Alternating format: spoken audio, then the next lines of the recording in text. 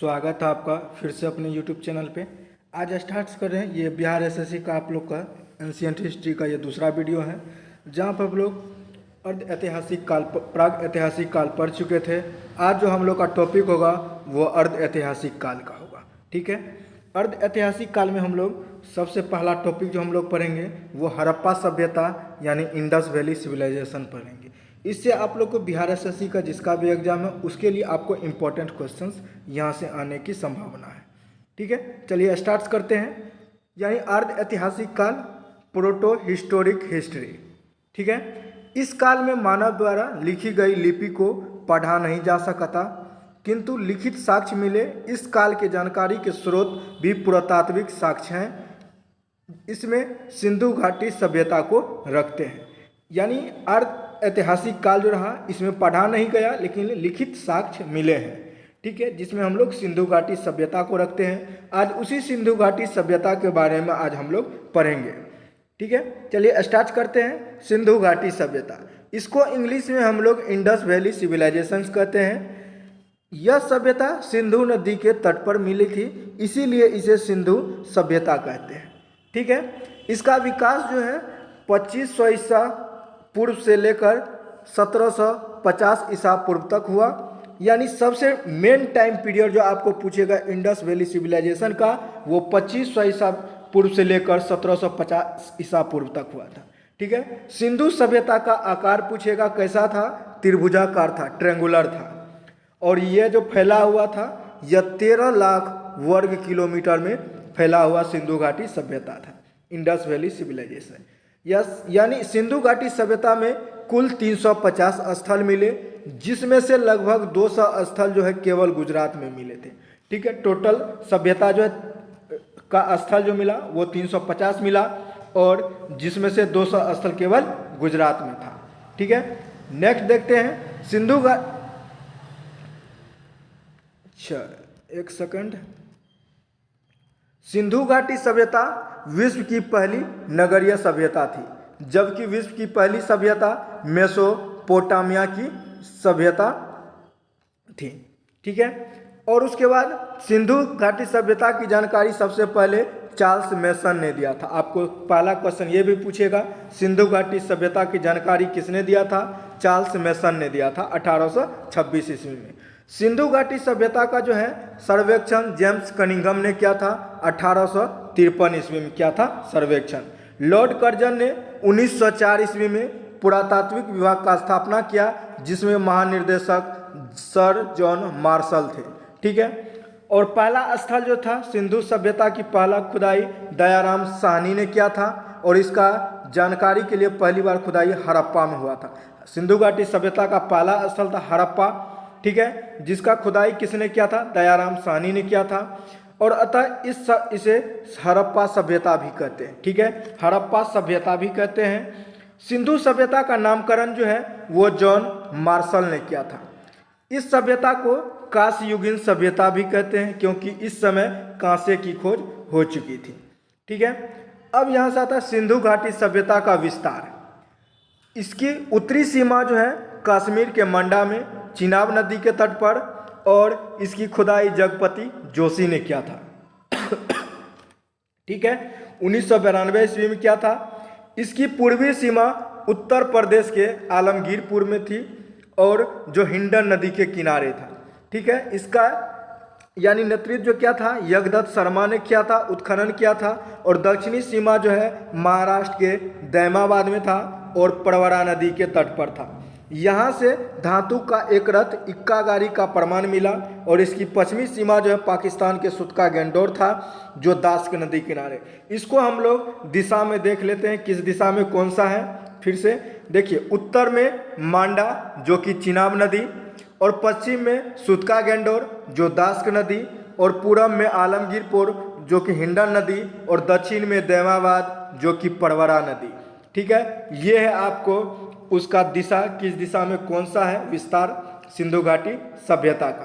ठीक है, और नेक्स्ट हम लोग थोड़ा सा ट्रिक भी देख लेते हैं। ट्रिक है सम और एडी, डच है पर भारत में नहीं। इससे ये याद रखना, सम एडी मतलब 100 से सुतका गेंडोर जो कि, और उसके बाद म से मांडा, ए से आलमगीरपुर, डी से दैमाबाद।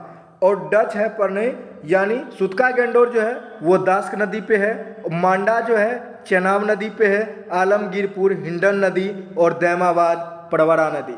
यानी आपको ये ट्रिक है, इससे आप लोग याद भी रख सकते हैं। ठीक है, उसके बाद देखते हैं पहला स्थल आता है हड़प्पा स्थल। हड़प्पा स्थल का खुदाई जो है 1921 ईस्वी में किया था। किसने? दयाराम साहनी ने किया था। और यह रावी नदी के तट पर पाकिस्तान के माउंट गोमरी जिला में स्थित है।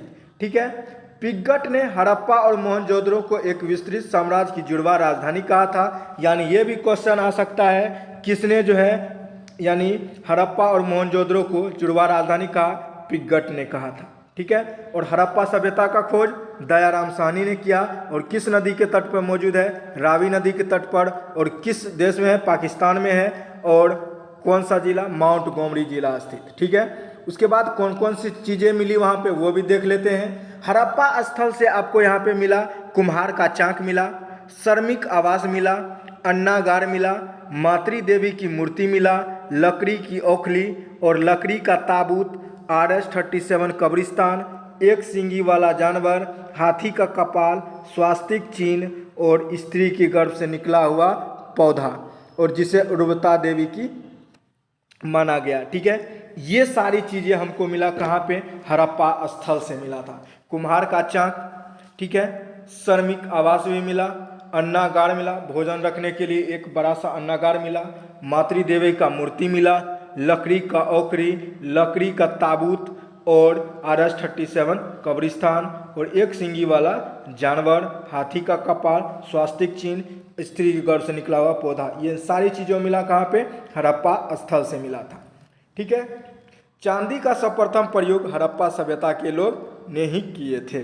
ठीक है, उसके बाद नेक्स्ट स्थल आता है मोहनजोदड़ो, जिसका खुदाई 1922 ईस्वी में हुआ था। इसकी खुदाई सन 1922 ईस्वी में रखालदास बनर्जी ने किया था। ठीक है, यह पाकिस्तान के लड़काना जिले में स्थित है। यह सिंधु नदी के तट पर है। यह सभ्यता सिंधु सभ्यता का सबसे बड़ा शहर है। मोहनजोदड़ो की सबसे प्रमुख विशेषता यह थी, उसकी सड़कें थी जो कि सीधी दिशा में एक दूसरे को समकोण पर काटती थी और नगर को वर्गाकार अथवा चतुर्भुज खंडों में विभाजित करती थी। ठीक है, ये इससे आपको दो क्वेश्चन पूछेगा। मोहनजोदड़ो का खुदाई किसने किया था? रखालदास बनर्जी। और कहाँ है स्थित है? पाकिस्तान में। किस जिला में? लड़काना जिला में। और इसका विशेषता थी कि ये चौखुट सड़क था, यानी वर्गाकार और चतुर्भुजाकार था। ठीक है, नेक्स्ट है, इसमें देखिए क्या क्या मिला मोहनजोदड़ो से, उसके बारे में। सूती वस्त्र का मिला, पुरोहित आवास मिला। सबसे पहले इसको हम लोग मृतकों का टीला कहते हैं। ठीक है, मोहनजोदड़ो को मृतकों का टीला। और देखिए, जैसे कोई व्यक्ति मरता है उसको अंतिम संस्कार कौन करता? पुरोहित करता है। ठीक है, और जैसे ही आप लोग पुरोहित करता आवास अति करेगा उसका अंतिम संस्कार, उसके बाद स्नान भी करना पड़ेगा और खाना भी, यानी अन्नागार, सबसे बड़ा अन्नागार भी मिलेगा, चौड़ी सड़क भी मिलेगा, सभागार भी मिलेगा, पशुपति शिव का मूर्ति भी मिलेगा, यानी शिव का मूर्ति। ठीक है, पति मतलब होता है रक्षा करने वाला, रखवाला होता है। ठीक है, कांसे की नर्तकी मिलेगा, तांबे का ढेर मिलेगा और घर में कुआं मिलेगा। ये सारी चीज़ें आपको मिलेगा कहाँ से? वो आपको मोहनजोदड़ो से मिलेगा। ठीक है, जिसको हम लोग मृतकों के टीला के नाम से जानते हैं। नेक्स्ट है, उसके बाद देखिए यहाँ पे लिखा हुआ मोहनजोदड़ो का अर्थ होता है मृतकों का टीला, किंतु यहाँ से कब्रिस्तान नहीं मिला। ठीक है, बल्कि एक ही स्थान पर कंकाल का ढेर मिला और यह कंकाल क्षतिग्रस्त है, जो कि बाह्य आक्रमण को दर्शाता है। मोहनजोदड़ो का विशाल अन्नागार सिंधु सभ्यता का सबसे बड़ा भवन या इमारत था और सर्वाधिक स्वास्तिक मोहर मोहनजोदड़ो से मिला, जिसका निर्माण सेलखरी से हुआ था। ठीक है, यानी आपको इससे मृतकों का टीला मोहनजोदड़ो, ठीक है, यही सब आपको पूछेगा। सबसे बड़ा अन्नागार वो आपको मोहनजोदड़ो में। नेक्स्ट आपको है सुतका गेंडोर। सुतका गेंडोर यानी 1927 ईस्वी में इसका खुदाई हुआ था और किसने किया था? RN स्टाइन ने किया था। ठीक है, यह सबसे पश्चिमी स्थल है जो आपको दास्क नदी के किनारे अवस्थित है। यहाँ से बंदरगाह मिले थे। सिर्फ मेन बात यही इतना ही है। उसके बाद सबसे मेन हो जाता है चनहुद्रो। इसका खुदाई 1931 में किया था। किसने किया था? गोपाल मजुमदार ने इसका खुदाई किया था और यह पाकिस्तान में सिंधु नदी के तट पर अवस्थित है। यह एकमात्र शहर था जो दुर्ग रहित था। ठीक है, यह एक औद्योगिक शहर भी था और यहाँ एकमात्र पुरा स्थल और यहाँ से वर्गाकार ईंटा मिला था, यानी आपको अलंकृत ईंट कह सकते हो उसको, मिला था। अब चनहुद्रों में क्या क्या साक्ष्य मिले वो भी हम लोग पर जान लेते हैं। यहाँ से आप लोग जो चनहुद्रों से मिला था सौंदर्य सामग्री मिला था, यानी मेकअप का सामान जो भी होता वो यहीं से मिला था। मनका हो गया, गुड़िया हो गया, सुई धागा हो गया और अलंकृत ईंट मिला। उसके बाद बिल्ली का पीछा करता हुआ कुत्ता का पदचिन्ह मिला और यही सारी चीज़ें मिला था। कंघी भी मिला, ऐना भी मिला था। ये सारी चीज़ जितना भी आपको मेकअप का सामान होगा सब आपको चनहुद्रों से मिलेगा। ठीक है, अब देखिए दरो या कोट शब्द वाले स्थान पाकिस्तान में पाए जाते हैं। जैसे दरो मतलब चनहुद्रो, उसके बाद मोहनजोदड़ो, जुड़ीद जोदड़ो, उसके बाद वालाकोट, डावर कोट और उसके बाद कोट दीजिए। ये आपको जितने भी हैं दरो और कोट शब्द वाले, ये सारे स्थान आपको कहाँ पे है? पाकिस्तान में अवस्थित है। इसीलिए याद रखें मोहनजोदड़ो पाकिस्तान, चनहुद्रो पाकिस्तान, जुड़ीद जोदड़ो पाकिस्तान, वालाकोट पाकिस्तान, डावरकोट पाकिस्तान, ये सारे स्थल आपको पाकिस्तान में है। ठीक है, नेक्स्ट देखते हैं रोपर। रोपर का खुदाई जो 1953 ईस्वी में हुआ था, ये किसने किया था? यज्ञदत्त शर्मा ने किया था। यह पंजाब के सतलज नदी के किनारे स्थित है और इसका आधुनिक नाम रूपनगर है। ठीक है, रोपर का आधुनिक नाम रूपनगर है। यहाँ मानव के साथ साथ उसके पालतू जानवर कुत्ता का साक्ष्य मिला था। यानी आपको पूछेगा किस जगह से पालतू जानवरों का साक्ष्य मिला था, वो आपको रोपर जगह है, स्थल है। ठीक है, ऐसा ही सब नवपाषाण काल में जम्मू कश्मीर के बुरुज होम से मिला था। वहाँ पे आपको मिला था, बुरुज होम से जो मिला था वो आपको आदमी के साथ साथ कुत्ते को दफनाने का साक्ष्य मिला था। यानी इससे ये पता चलता है जो आदमी के साथ वहाँ पे पालतू जानवर जो था वो कुत्ता था। ठीक है, यही है आपको। नेक्स्ट उसके बाद देख लेते हैं बनवाली। बनवाली का यानी आपको इसका खुदाई हुआ था 1973 ईस्वी में। किसने किया था? रविंद्र सिंह ने किया था। यह हरियाणा में अवस्थित है। इसके समीप रंगोई नदी है, रंगोई नदी के समीप है। यह जल निकास की व्यवस्था नहीं थी, यहाँ जल निकास की व्यवस्था नहीं थी और यहाँ की नाली न बनकर घरों में स्वच्छता का व्यवस्था था। ठीक है, यहाँ की सड़कें टेढ़ी मेढ़ी अर्थात सड़क नगर को तारांकित से में विभाजित करता था। यानी इसे दो ही चीज़ याद रखना था, यानी नाली वाला व्यवस्था आपको बनवाली में मिलेगा, नाली बना हुआ इसी में मिलेगा। ठीक है, उस समय स्वच्छता का प्रयोग किया जाता था। बनवाली का यानी खुदाई किया था रविंद्र सिंह ने किया था। नेक्स्ट हम लोग का आता है कुनाल, एक जगह है। ठीक है, यह हरियाणा के फतेहाबाद जिला में अवस्थित है। यहाँ चांदी के 2 मुकुट मिले थे। ठीक है, एक आपको आ जाएगा सबसे इम्पोर्टेंट कालीबंगा। कालीबंगा का अर्थ होता है काले रंग की चूड़ियाँ। यहाँ से अलंकृत ईंट, चूड़ी, जोता हुआ खेत, हल एवं हवन कुंड मिले हैं। ठीक है, आपको मेन चीज़ यहाँ से कालीबंगा का अर्थ होता है काली रंग की चूड़ियाँ। ठीक है, इसका यहाँ से आपको काले रंग से याद रखिएगा। यहाँ से चूड़ी मिलेगा, जोता मिलेगा, जोता हुआ खेत मिलेगा और हल मिलेगा और हवन कुंड मिलेगा। ये आपको कालीबंगा से मिलेगा।